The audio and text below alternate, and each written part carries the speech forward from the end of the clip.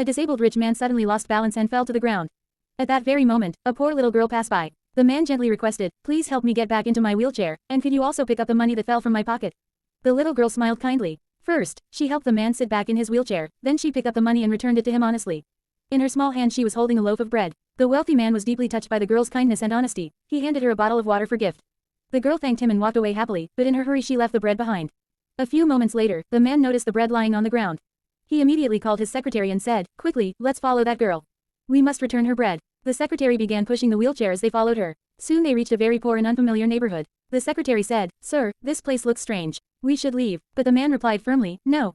We cannot leave until we return the bread to that child." Meanwhile, the little girl had reached home late. Her cruel stepfather saw that she wasn't holding the bread. He angrily pushed her outside and shouted, "Get out. If you can't bring food for me, I don't need you here." The poor girl cried and knocked on the door again and again, begging, "Father, please open the door, please." But the heartless man refused to open it. Just then, the wealthy man and his secretary arrived. The man knocked on the door. When the stepfather opened it, the wealthy man calmly said, "This child keeps calling you father, yet you won't open the door for her." "Why?" The man shouted back, "It's none of your business. I don't need a daughter who can't even bring me food." The wealthy man replied, "She did bring the bread for you.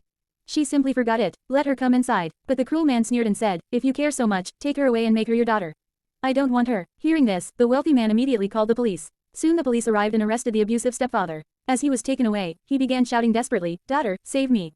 Please save me." But the girl, who had suffered from his cruelty for so long, quietly said, "No, take him away. He has always been cruel to me." After that day, the kind wealthy man took the little girl to his home and adopted her as his own daughter. He gave her a safe life, good education, warm clothes, and loving care.